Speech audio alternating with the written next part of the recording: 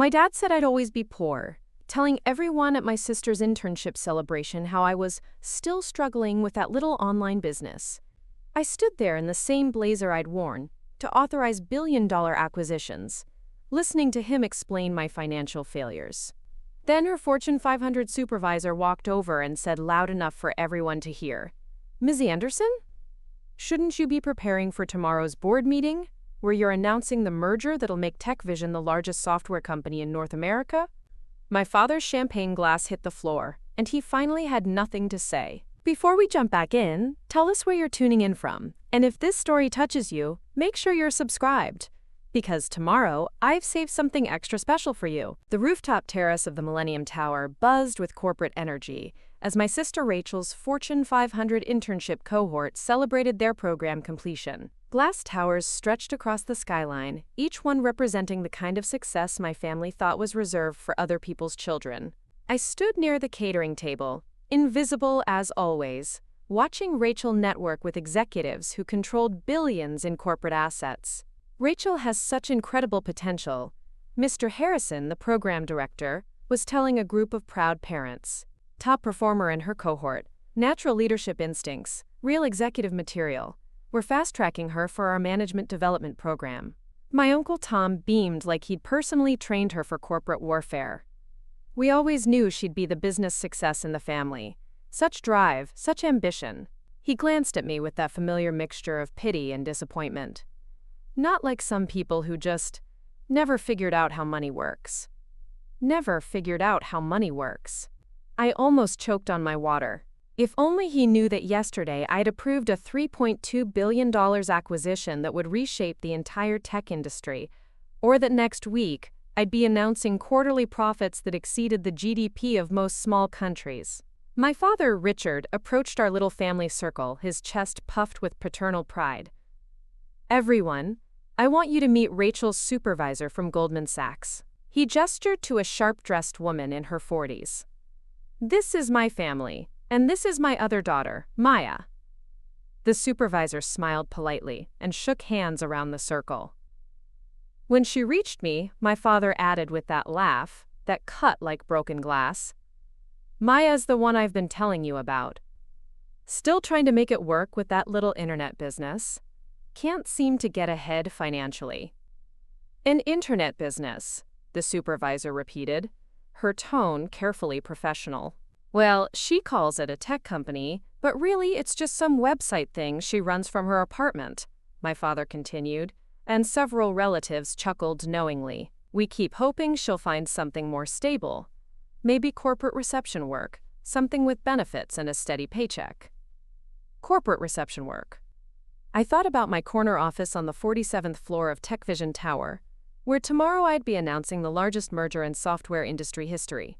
I thought about the Forbes cover story that would feature my face next month, or the Harvard Business School case study being written about my company's revolutionary market strategies. The thing about Maya, my mother Linda added with that tone of maternal concern I knew too well, is that she's always been unrealistic about money. Ever since she came back from the military, she's had these big ideas that never quite pan out. Big ideas that never pan out. Last quarter, my little internet business had generated more revenue than the entire investment firm where Rachel was interning. But they'd somehow convinced themselves I was struggling because I drove a modest car and lived in a simple apartment. "I think it's admirable that she's trying to be entrepreneurial," Rachel said with false encouragement. "Not everyone can handle the pressure of real business. Small online ventures are important too, in their own way. Real business." What I was running was a multinational corporation with offices in 12 countries.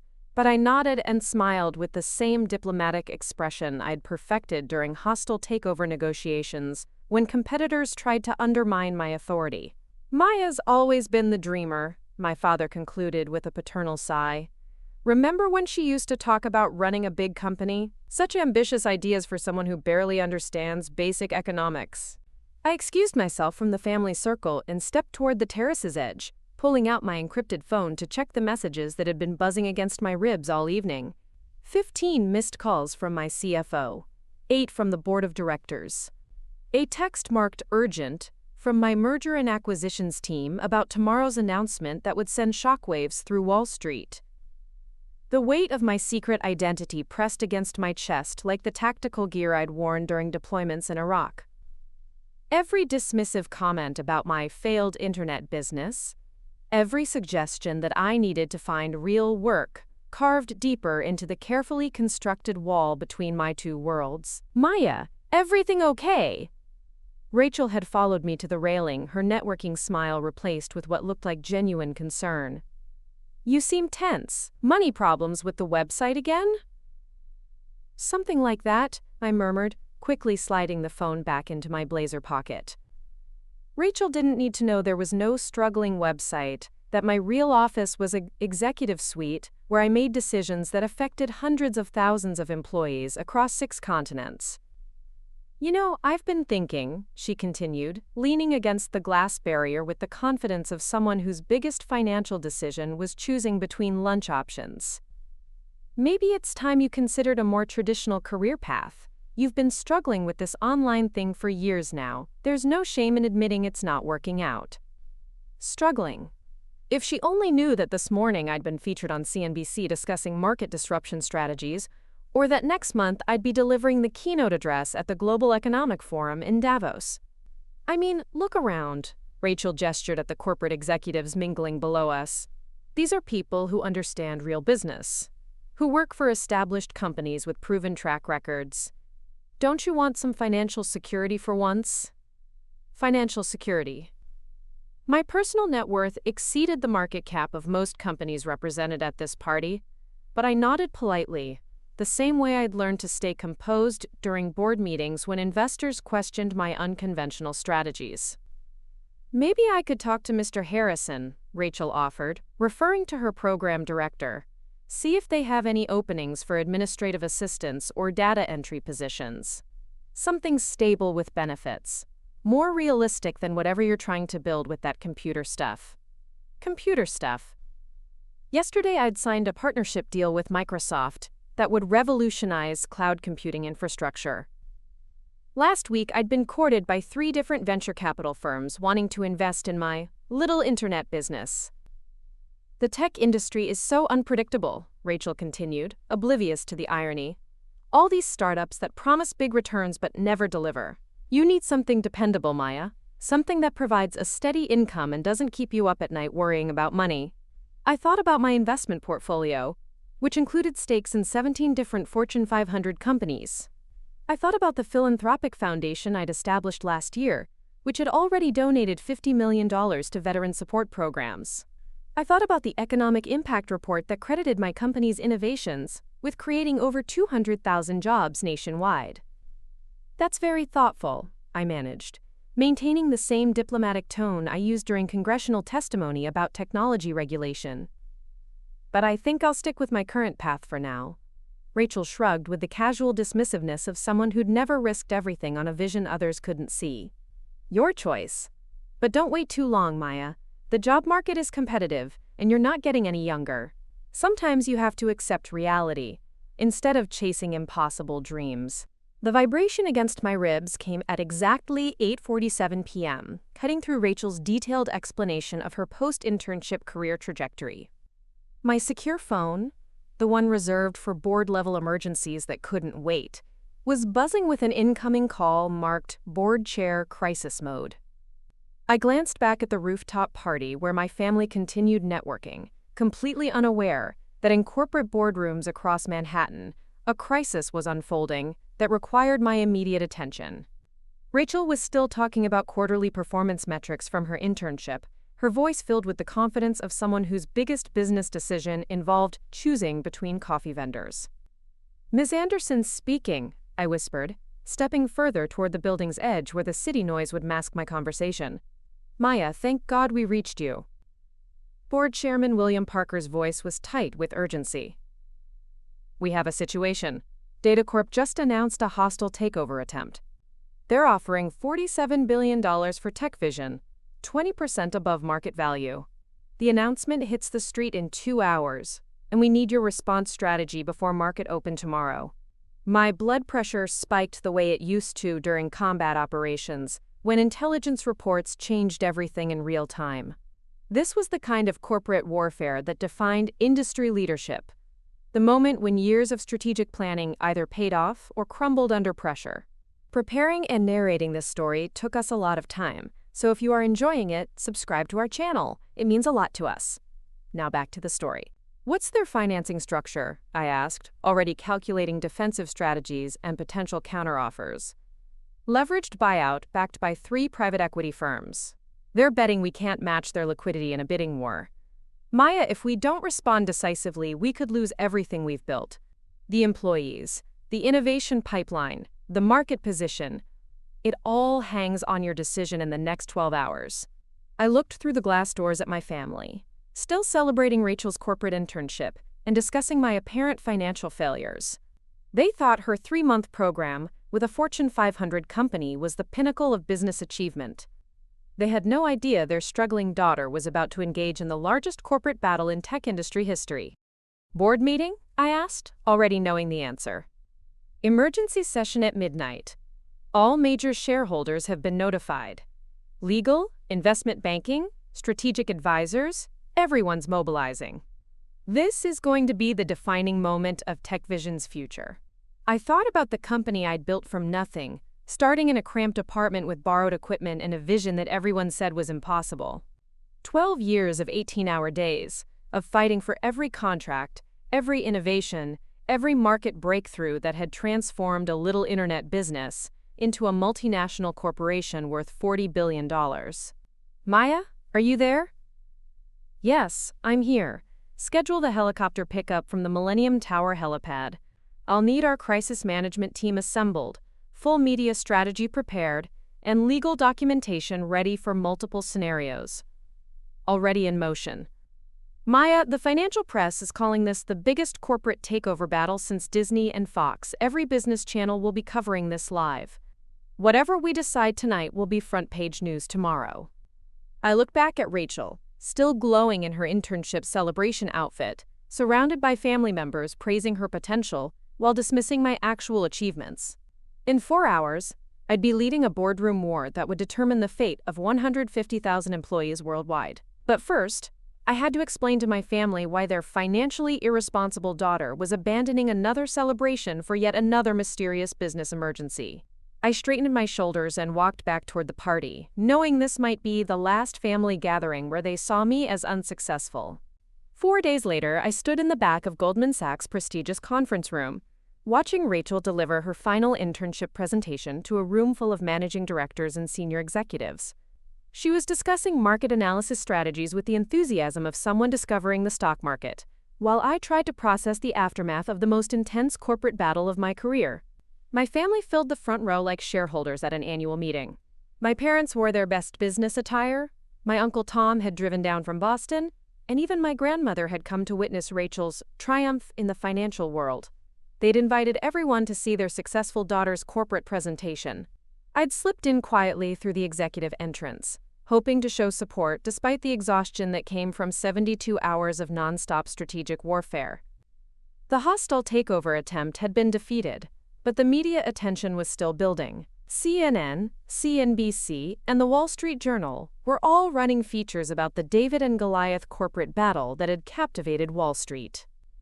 Rachel was finding her stride now, clicking through slides about basic investment principles. As you can see, diversified portfolios require careful risk assessment and strategic asset allocation across multiple market sectors. She was explaining concepts I'd mastered during my first year of building TechVision, but the audience was engaged, nodding along as if witnessing groundbreaking financial insights.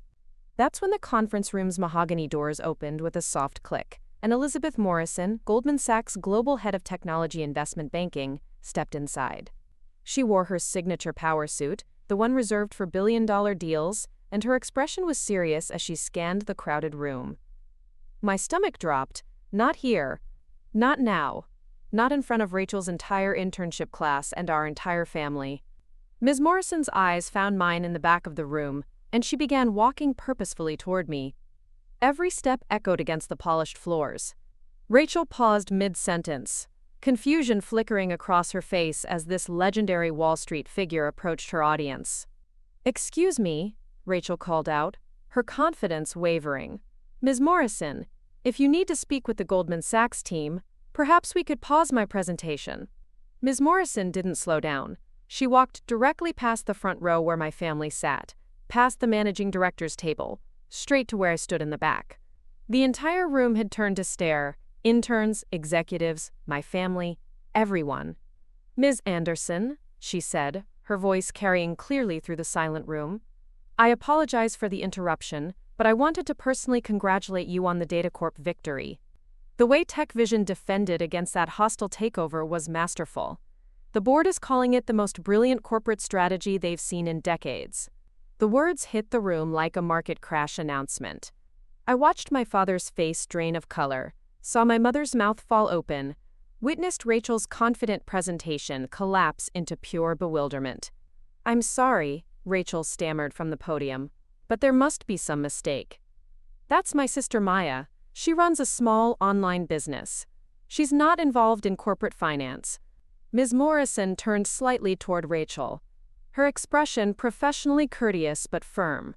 "Miss Anderson, I'm addressing Maya Elizabeth Anderson, CEO and founder of TechVision Corporation, the woman who just successfully defended a $47 billion hostile takeover attempt and whose company is now valued at over $50 billion. The silence that followed was so complete you could hear the building's ventilation system humming through the walls. "Hower." I straightened my spine and nodded to Ms. Morrison. "Thank you for the congratulations. The team effort was extraordinary." Rachel's presentation was forgotten. Her moment of internship glory had just been overshadowed by the revelation that her poor sister was one of the most powerful CEOs in America. I left Ms. Morrison waiting in the executive hallway and walked directly to my family, still frozen in their leather chairs like investors who just watched their portfolio collapse. The Goldman Sachs interns whispered frantically among themselves, phones already out, Googling TechVision and my name to verify what they'd just heard. Rachel stood behind the presentation screen looking like someone had just explained that gravity worked backwards. "We need to talk," I said quietly to my parents. "All of us, somewhere private." 20 minutes later, we sat in Goldman Sachs' private client conference room, the same type of room where I'd negotiated billion-dollar partnerships and merger agreements. The Wall Street memorabilia that had seemed so impressive to Rachel suddenly felt small compared to the boardrooms at TechVision, where I'd built a global empire from nothing. "Maya," my father began, his voice shaking, "what just happened out there?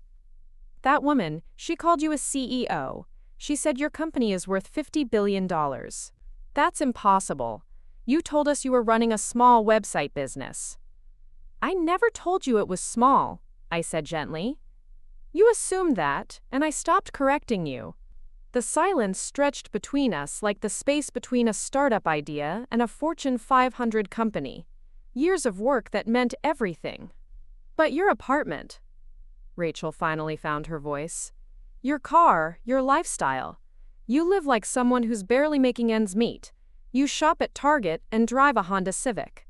I opened my briefcase and pulled out a folder I'd carried for 3 years, waiting for this moment. Inside were Forbes covers featuring my face, business magazine profiles, photos from economic summits where I'd advised world leaders on technology policy. Maya Elizabeth Anderson, I read from a Fortune magazine article, CEO and founder of TechVision Corporation, named youngest female CEO, to build a company valued over $40 billion, revolutionary leader in artificial intelligence and cloud computing, credited with creating over 200,000 jobs and transforming how the world approaches digital infrastructure. My mother picked up one of the magazine covers with trembling hands. "This is really you on the cover of Forbes. That's the issue where they called me the most influential tech leader under 40, I explained. "It came out 6 months ago, the same week you suggested I apply for receptionist positions because my internet thing wasn't working out." Rachel slumped into her chair, staring at the evidence of my real life spread across the mahogany table. "I don't understand. Why would you let us think you were struggling financially? Why didn't you tell us you were successful?" I looked at each of them. These people who had spent years offering me financial advice while I was literally reshaping entire industries. Because every time I tried to share any business success, you found ways to minimize it. When I got my first major contract, you said I was getting ahead of myself. When I hired my first employees, you said I was taking on too much risk. When I opened international offices, you said I was spreading myself too thin. My father's face went pale. We never said those things. You said all of those things and more, I continued, my voice steady despite years of accumulated frustration. So when TechVision went public, when we started acquiring other companies, when I began speaking at global economic forums, I decided to see how long it would take for you to notice. How long before you realized that your, quote, financially irresponsible daughter had become one of the most successful entrepreneurs in the world? The room fell quiet except for the distant sound of Wall Street traffic humming through the windows. 3 years, I said finally. It took 3 years, and you only found out because someone else recognized me. My father was the first to break the silence, his hands shaking as he set down the Forbes magazine featuring my face on the cover. Maya, how could we not see this? Our daughter built a $50 billion company, and we thought she was struggling to pay rent. Because you never asked about my work, I said, my voice sharper than I intended. You never once inquired about my business model, my growth strategy, my revenue streams. You just saw that I lived modestly and assumed I must be failing. Rachel leaned forward, her Goldman Sachs confidence completely shattered. But why didn't you correct us? When Dad was giving you financial advice, when I was explaining basic business concepts to you like you'd never seen a balance sheet, why didn't you just tell me you were already running a Fortune 500 company? The question hung in the air like stock options. Valuable, but only if you understood their worth. Because I wanted to see if anyone in this family would ever be curious enough about my actual life to discover I wasn't the financial disaster you all assumed I was. My mother's face crumpled. We never thought you were a disaster, Maya. We worried about you. After you came back from the military, you seemed so focused on this computer business. We thought if we could encourage you to find something more traditional, something with guaranteed income. I stood up, pacing to the floor-to-ceiling windows that overlooked Wall Street. I generate more revenue in a quarter than most companies make in a decade. I employ 150,000 people across 6 continents. But you thought I needed protection from financial risk? We were scared. My father admitted quietly, even before we knew about this. He gestured at the magazines and business profiles. You talked about technology in ways we couldn't understand. When you mentioned venture capital or market disruption, we felt ignorant. When you discussed your work, it sounded so complicated, so risky. Rachel's voice was barely above a whisper. I spent 2 years explaining basic economics to you. I taught you about profit margins and market analysis like you were a college freshman. And all this time, you were making decisions that affect global markets. That's exactly the point, I said, my voice breaking despite my attempts to stay composed. This isn't about comparing our achievements. This is about 3 years of family dinners, where you talked about me like I was financially illiterate. 3 years of career suggestions from people who assumed I was incompetent without ever asking what my company actually did. My Uncle Tom, who had remained silent until now, spoke up. Maya, we celebrated Rachel's internship because we understood it. Goldman Sachs, investment banking, it's a clear path. But you talked about artificial intelligence and cloud computing and things that sounded like science fiction. You couldn't understand it because you never tried, I replied. You saw my apartment and my car and decided that told you everything about my financial situation. You never wondered why I traveled constantly for meetings or why I worked such unusual hours. The room fell silent, except for Rachel's quiet crying. She looked up at me, her mascara streaked. I told everyone you'd never understand real business. I said you were wasting your potential on computer games. You did, I confirmed, multiple times. My mother reached across the table toward me. How do we fix this? How do we fix 3 years of completely misunderstanding our own daughter? I looked at her outstretched hand, then at the faces around the table. People who had built their understanding of me on assumptions rather than curiosity. I don't know if you can, I said honestly. 2 weeks later, my secure phone rang at 4:32 a.m. with a call that would test everything I'd built. The caller ID showed emergency board line, and my heart sank as I answered. Maya, this is David Chen from our legal department. We have a crisis that requires immediate CEO intervention. I sat up in bed, instantly alert despite having just returned from a week-long international expansion tour.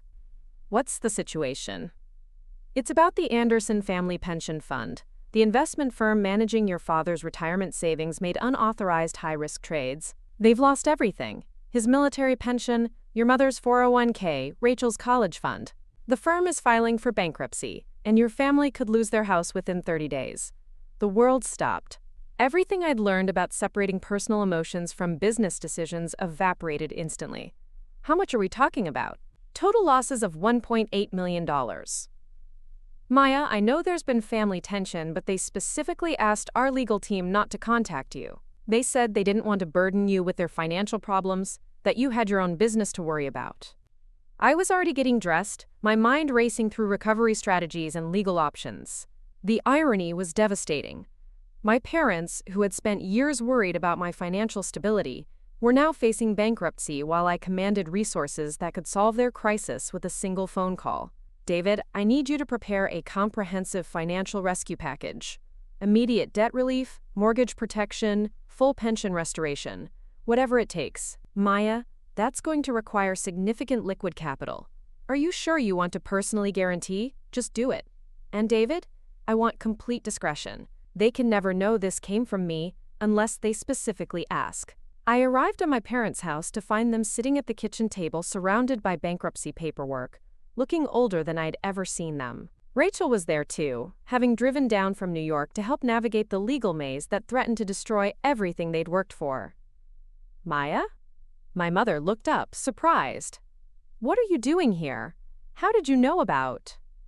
Word travels fast in financial circles, I said carefully. I heard about Richardson Investment Group's collapse. I came to help. My father's pride was written across his face like a quarterly loss report. There's nothing you can do, sweetheart. This is bigger than your little business can handle. We're talking about real money here. Amounts that would bankrupt most small companies. Real money. I thought about the emergency fund I'd established specifically for situations like this. Worth more than the entire Richardson firm that had destroyed their savings. Let me make some calls, I said. I might have connections who can help. For the next 6 hours, I orchestrated the most complex financial rescue operation of my career. Behind the scenes, TechVision's legal team worked with 3 different law firms to untangle the bankruptcy proceedings. My investment advisors coordinated with federal regulators to freeze asset liquidation. My personal accountants restructured debt obligations that threatened the family home. By evening, every loan was paid, every debt cleared, every asset restored. The paperwork showed the rescue came from anonymous benefactors and federal victim protection programs. It's a miracle, my father said, staring at the settlement documents. Someone paid off everything, the house, the debts, even restored our retirement funds. Who would do something like that? I looked at my family, people who had spent years assuming I couldn't handle money while I was quietly building the resources to save them from financial ruin. Sometimes help comes from unexpected places, I said. 3 days after the financial rescue, my family gathered in my parents' living room, not for a celebration, but for what my mother called a conversation we should have had years ago. The late afternoon light filtered through the same curtains I'd grown up with, but the manila folder my father held changed everything. Maya, he began, his voice thick with emotion. Before we say anything else, I need to show you something we should have shown you long ago. He opened the folder and pulled out business magazines, printed articles from TechVision's website, screenshots from financial news channels. Dozens of them, dating back nearly 4 years. Every mention of my company, every feature about my leadership, every analysis of TechVision's market impact. We knew, my mother said quietly. We've known about your real business since the beginning. The words hit me like a hostile takeover announcement. What? Rachel leaned forward, tears already starting. Dad has subscriptions to Forbes, Fortune, Business Weekly. He set up Google alerts for TechVision the day you told us you were starting a tech company. We've read every article about your success. I stared at the collection of clippings, my world shifting like a market correction. But you never said anything. You kept calling it a small internet business. You kept suggesting I find, quote, real work. Because we were terrified. my father whispered. Do you understand what it's like to know your daughter is making decisions that affect global economies? To read about the pressure you're under, the hostile takeovers, the congressional hearings about tech regulation? My mother picked up one of the articles, dated from my congressional testimony. This piece about you testifying before Congress about artificial intelligence policy. We watched it live on C-SPAN. You were questioning senators who had been in office longer than you'd been alive. That doesn't excuse, I started. No, it doesn't, my mother interrupted. Nothing excuses how we treated you. But I need you to understand why. She pulled out a printed email thread. After that hostile takeover attempt last month, I wrote to you 6 times, asking if you were safe, if the stress was too much, if you needed anything. You never responded. I remembered those emails. I'd been so focused on defending the company that personal correspondence felt secondary. I was trying to manage a crisis. And we thought you were pulling away from us, my father said. We thought that your success meant you'd outgrown your ordinary family. So we decided to try to keep you grounded, to treat you like our daughter instead of the business mogul you'd become. My uncle Tom, who had driven down from Boston for this conversation, spoke up. Maya, when Rachel was explaining basic business concepts to you, we thought we were helping you stay connected to normal family life. We didn't realize we were insulting your expertise. We were afraid, my mother continued, that if we constantly talked about your achievements, you'd realize how far you'd moved beyond our understanding, that you'd stop coming to family dinners because we couldn't contribute anything meaningful to conversations about global markets and international expansion. I looked around at these people who had raised me, seeing them clearly for perhaps the first time. So you decided to pretend I was failing instead? We decided to pretend you were still the daughter who needed us, my father admitted. The daughter who would always come home, not the CEO who belonged in boardrooms with world leaders. The irony was crushing. While I thought they were dismissing my achievements, they'd been desperately trying to hold on to me in the only way they knew how. But the financial advice, I said, the suggestions about finding stable work. Rachel's voice was small. We thought if we could convince you to step back from the pressure, maybe you'd be safer. Maybe you'd choose a smaller life that we could understand and protect. 8 months later, I stood at the podium of the World Economic Forum in Davos, looking out at an audience of world leaders, Fortune 500 CEOs, and economic ministers who had gathered for the annual Technology and Global Impact Summit. The irony of the moment wasn't lost on me. The same week my family had spent years suggesting I find more stable employment, I was being honored with the Global Innovation Leadership Award for revolutionizing how technology shapes international commerce. But today was different. For the first time since building TechVision, my entire family sat in the front row of this prestigious international gathering. My parents had flown in from Phoenix, my father wearing a suit he'd bought specifically for Maya's important business events, a phrase that had replaced Maya's little computer thing in his vocabulary. My mother sat beside him, holding a program with my photo on the cover, the same woman who used to worry I'd never understand real money. Rachel was there too, having left her investment banking position to join TechVision's corporate development team. She'd traded her Goldman Sachs business cards for a role helping veterans transition into technology careers, using her financial expertise to manage our military outreach programs. Even my grandmother had made the trip, flying internationally for the first time in her life to see her granddaughter address world leaders. Ladies and gentlemen, the moderator announced, it is my honor to present Maya Elizabeth Anderson, CEO and founder of TechVision Corporation, whose innovations in artificial intelligence and global connectivity have created over 300,000 jobs worldwide, and whose leadership during the recent economic uncertainty demonstrated how technology companies can drive sustainable global recovery. The applause was immediate and sustained, echoing off the Alpine Conference Center's soaring ceilings. I looked down at my notes, then set them aside. After years of hiding my achievements from the people who mattered most, it was time to speak not just as a CEO, but as a daughter, sister, and woman who had learned that vulnerability and strength weren't mutually exclusive. Thank you for this incredible honor, I began. When I started TechVision 12 years ago in a cramped apartment with borrowed equipment, I had a vision for how technology could democratize opportunity and create economic mobility for people who had been left behind by traditional systems. What I didn't anticipate was how that vision would challenge not just markets and industries, but my own family's understanding of who I was. I gestured toward my family in the front row. For 3 years, my family believed I was struggling with a small internet business while I was actually building what would become a $60 billion corporation. This wasn't because they weren't supportive. It was because I had stopped trying to help them understand my world. A murmur went through the audience. International business journalists were taking notes, sensing a story that went beyond typical corporate success narratives. My father, a military veteran and engineer, spent years worried about my financial stability while I was quietly building one of the world's largest technology companies. My sister, a brilliant finance professional, tried to teach me basic business concepts while I was already implementing strategies that would reshape entire industries. They weren't being dismissive. They were being protective of someone they thought was struggling in an economy that seemed designed to defeat small entrepreneurs.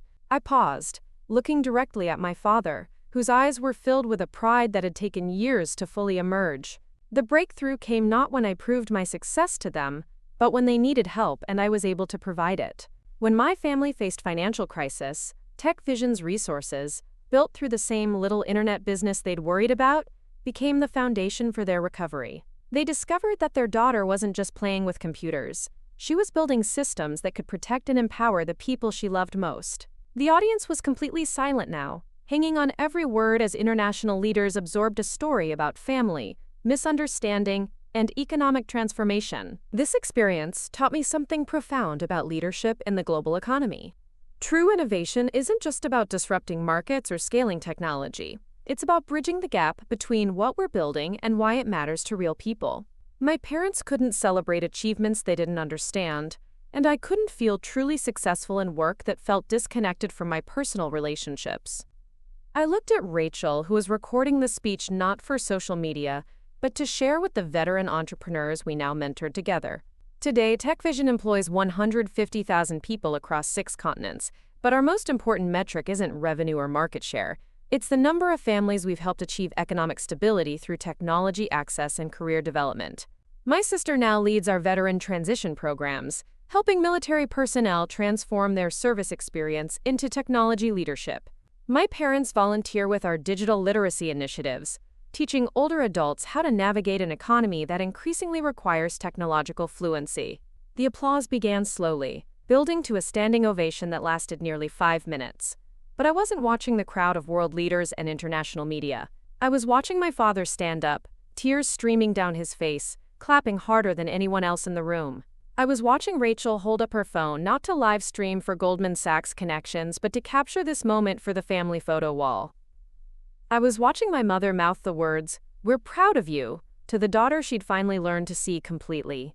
After the ceremony, as heads of state and Fortune 500 CEOs approached to discuss economic policy and international partnerships, my family waited patiently at the edge of the crowd. When the last handshake was finished and the final interview was complete, my father was the first to reach me. "Maya," he said, embracing me in front of presidents and prime ministers, "I need to say something I should have said 4 years ago. I'm not proud of you because you built a billion-dollar company. I'm proud of you because you never stopped being our daughter, even when we made it hard to feel like you belonged with us." For the first time in years, I felt like both CEO Anderson and simply Maya. And for the first time in my life, my family was celebrating both versions of me on the world's biggest stage. 2 years later, I walked into the Stanford Graduate School of Business lecture hall, where I'd agreed to deliver the annual Veterans in Technology Leadership Symposium keynote. The auditorium was filled with MBA students, veteran entrepreneurs, and technology executives from around the world, all gathered to explore how military experience translates into business innovation. But in the front row sat a group that had never been to Stanford before, my entire family, now regular attendees at my speaking engagements. My father wore his TechVision Veteran Mentorship Program polo shirt, the same man who used to worry I'd never understand basic economics, now serving as our volunteer coordinator for military transition services.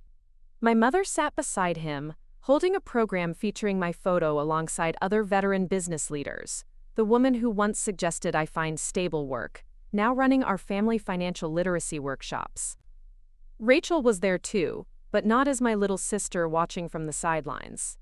She sat with the Stanford faculty as TechVision's new Vice President of Strategic Development, having completed her MBA while building our military entrepreneur incubator program. The sister who once tried to teach me about business fundamentals now co-authored Harvard Business Review articles about veteran leadership in the tech sector.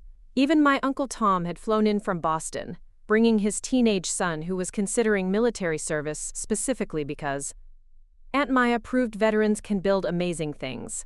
My grandmother, now 87 and sharp as ever, had driven down from Sacramento because she said she'd never miss seeing Maya inspire the next generation of leaders. "Good morning, future innovators," I began, looking out at the eager faces of graduate students who reminded me of myself 15 years ago, ambitious, uncertain, and hungry to understand how their military service could translate into civilian success. Today we're going to discuss the intersection of military experience and technology entrepreneurship, but I want to start with a story about the difference between being successful and being understood. I walked to the center of the room, abandoning the formal podium. 5 years ago, my family believed I was struggling financially while I was actually running a Fortune 500 company. This wasn't because they didn't support me. It was because I had stopped believing they could understand the world I was building. A student in the third row raised her hand. "Ms. Anderson, how do you bridge the gap between military strategic thinking and civilian business culture?" I smiled, thinking about the journey that had brought us all to this moment. By remembering that the same qualities that make veterans effective in combat, adaptability, mission focus, team loyalty, are exactly what civilian markets need. But more importantly, by staying connected to the people who knew you before you achieved anything impressive.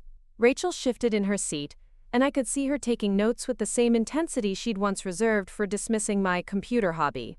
Last month, she'd been featured on the cover of Military Entrepreneur magazine for her work helping female veterans access venture capital funding. Her Stanford MBA thesis on military to civilian leadership transitions was being published as a business school textbook. "The most important lesson I can share," I continued, "isn't about scaling technology or managing global teams. It's about communication and authentic relationships. For years, my family couldn't celebrate my achievements because I'd given up trying to explain them. I'd learned to compartmentalize my professional success rather than risk having it misunderstood or diminished." After my lecture, as students approached with questions about startup strategies and veteran networking, I watched my family interact with the Stanford environment that had once seemed impossibly elite.